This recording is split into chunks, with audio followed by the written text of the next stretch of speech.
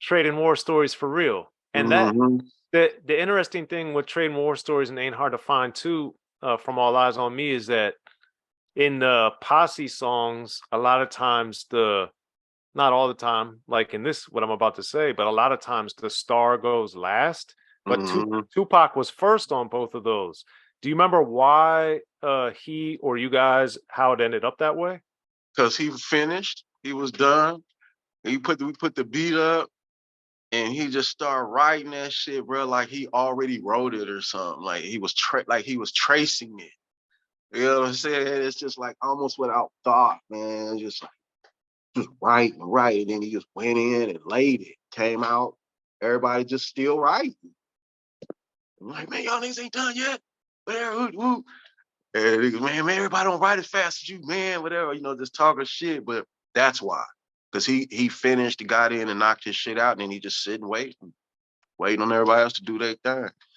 Ain't Hard to Find was dope because a lot of them they were in the booth together. You know what I'm saying? Richie, Rich, Fody, all was like in there talking. We actually did a couple more songs. I did another song for show. I don't know where it's at. I actually heard it when he first passed away on some like type of mixtape when they was putting a lot of his songs together or something back when he first died.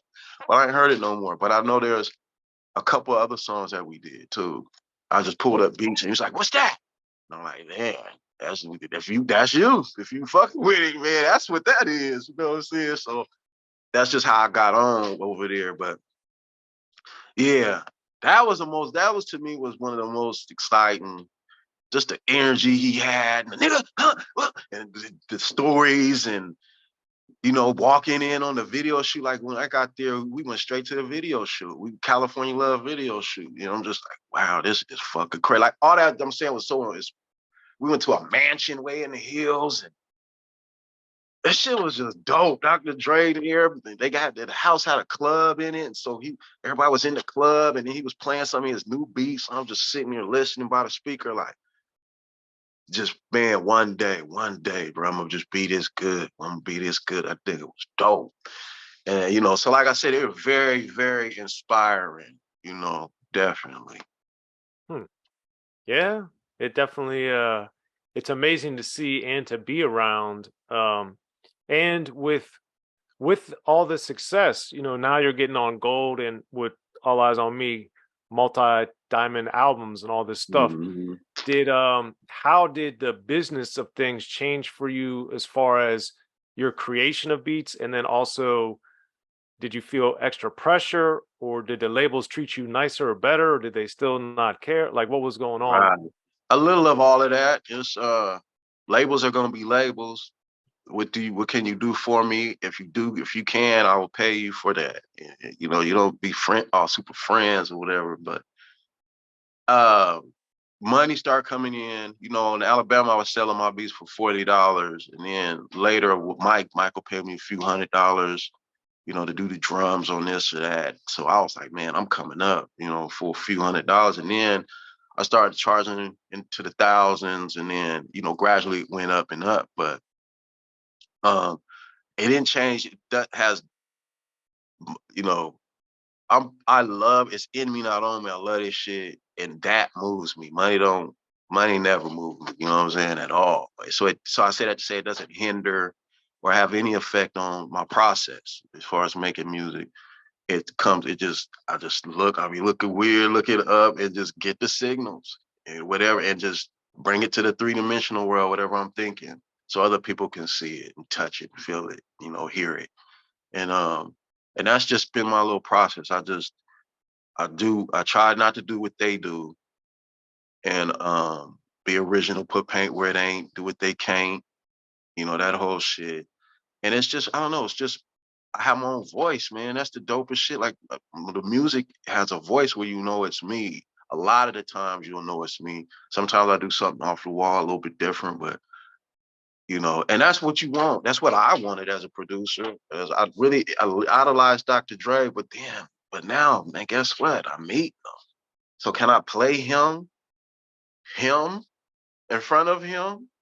Like play him a beat that sounds like him in front of like I'm really around these people now. It's just not a fantasy. So I can't be in my fantasy world doing beats like Dr. Dre when I'm really around them. And you just want your own shit and your own sound. And that's what I, got a chance to do. So I say that to say this, that the money really never played a part. The business, I started getting better with that. I learned from Mike a lot of things to do and what not to do. And I basically play it fair. I just pay, I get down, pay me. I ain't doing no bad business. And I don't want to do bad business, but um, that's it. But the main thing I've turned down, a bunch of money if creatively. It just ain't in sync, because that's the main thing. If I don't fuck with you, if I don't like it, or I just hate to produce a song or make a song that I just don't like, or it's like too much work to pretend you like it or something. So I don't know. So I guess what I'm saying is, yeah, I love it. It's in me, not on me. So the process with business is always gonna be that. I'm always handle that, publishing deals and all that. All that was good. Everything is good with that, but the music is its own thing. That's its own relationship. Me and music got a whole different thing going.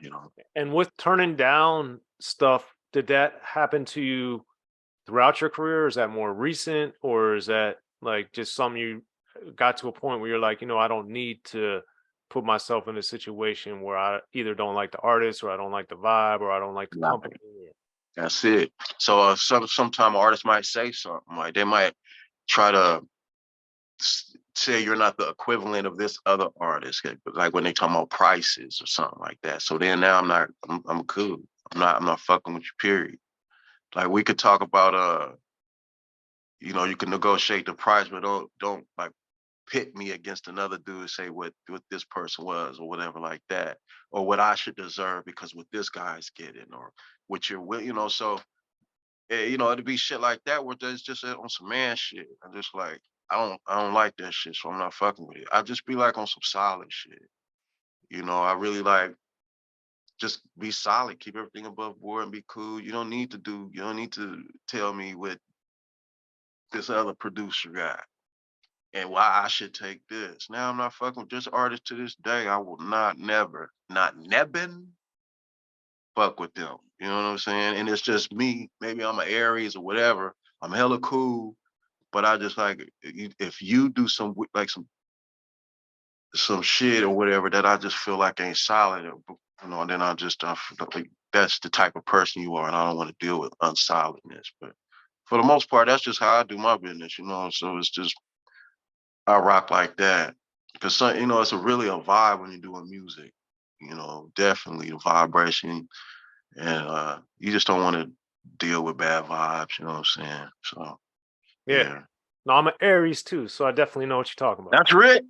That's Yep. Rick. Yeah. Now, Mm-hmm.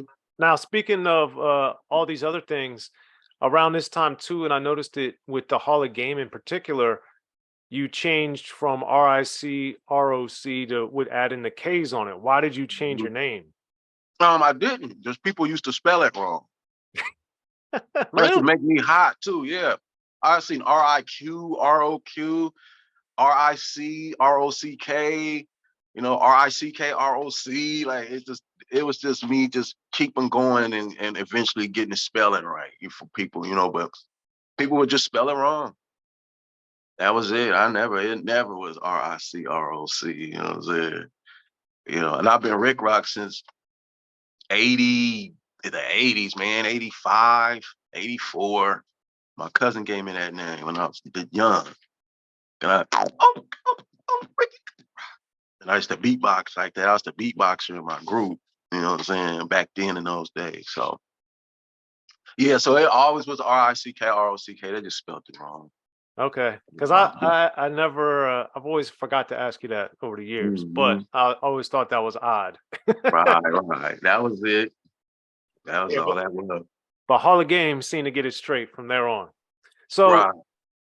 also too with the RBL Posse Eye for an Eye, the Hmm. the title track on there, speaking about doing something different. the thing I loved about that sonically, and I assume it was a flute, but it sounded Mhm. like a flute or some Mhm. wind instrument. Yeah, I know what you're talking about. Yeah. So, cause that layer of the music, cause the song is, have you ever heard of a killer playing off Mhm. RBX and all this other Mhm. craziness? But then there's that flute. So what made you want to pick that and add that kind of elegant vibe to such a dark, angry, menacing song? I don't know, bro. It's just that's what the song said, dude. I just listen. You know what I mean? Do this. Like, okay, I will. I'm just a slave to it. Whatever, it needs to be. It's just was a space that needed it. I don't know. It's hard to say. And top lines were big. A top line synth, maybe like a wiggle worm, like a worm synth was, and I was just probably trying to find a top line synth line to go on top and just that found that the kind of I know what you're talking about. It's kind of like a flute type of sound, but it just sonically fit, and I just kept it. You know, it's really like when it happens, I don't take no hours of sitting there contemplating on something. I'm like that beat. I probably did that beat 10 minutes or something. So it just shit happens fast. You just do it, and you know, as long as it's not too busy. That's the thing. A lot of people like, when do you know you're finished? And that's always a question. Always like, I don't know. It's just not too busy. It's not too shallow. And so anyway, that was probably I think that was the last thing I added on that song was that little synth line. Because it's like it's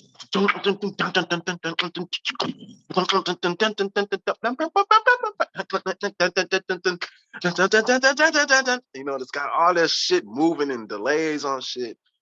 And that was one of my favorite, like RBL Posse, that album. When I think I did 7 or 8 on that album, that was my favorite time. Like out because I got to do 7, and Black C was really, really letting me. He was giving me brain. He was letting me loose. And he was teaching me how to make skits and how to put an album together and all that. That's what I learned from RBL. But I like a lot of them songs we did on there. You know what I'm saying? So my bag, I'm all over the place. But yeah.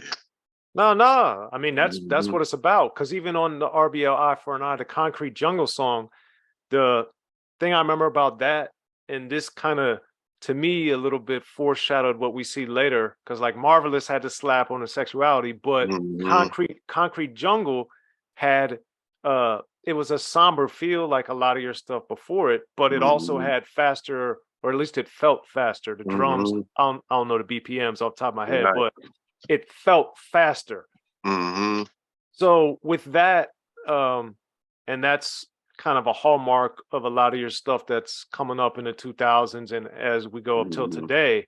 But Mhm. what was making you want to explore a faster feel, a faster tempo? I don't know, bro. That was crazy because when I first got there, everybody was like, "Man, we do it mob. You got a mob. You got a mob." The Bay was like more mob, slower, 80s tempo, 70s, late 70s, mid 80s at the top, mid 80s tempo and shit. And I just came was like,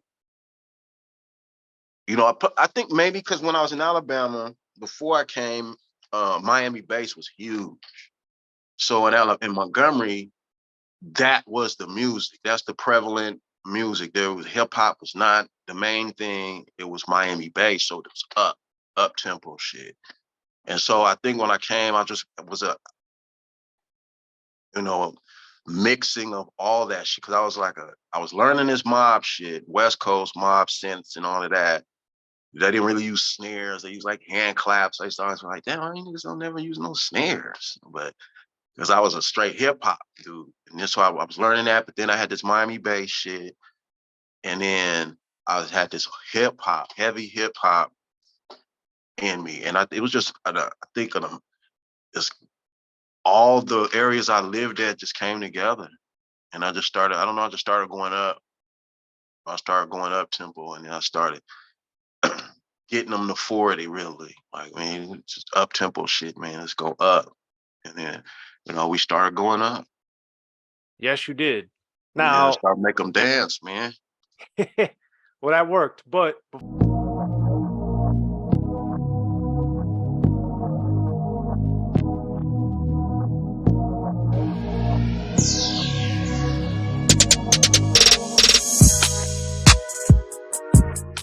Be sure to check out the History of Gangster Rap by Soren Baker. He's official. History of Gangster Rap features exclusive interviews with Ice-T, Snoop Dogg, MC Ren, the D.O.C, and dozens of others. The History of Gangster Rap, a definitive look at how Los Angeles changed rap forever. In Los Angeles, the streets definitely set the tone of the hip-hop music. At 19, I got a $50,000 car. My whole angle always was, I'll be street, but I will always tell you the horrors that go along with this life. It would be penalties and casualties for just wearing the wrong color in somebody's neighborhood. And once gangster rap made it from the streets to the TV, the genre exploded. What's that 5 on your TV back with NWA? Yo MTV, it just catapulted us from being local heroes to national gangbang rappers. The History of Gangster Rap discusses it all from 1980 up till today. It's always gonna be shit happening in the streets. You know what I mean? So it's always gonna be something to talk about. The History of Gangster Rap in stores now.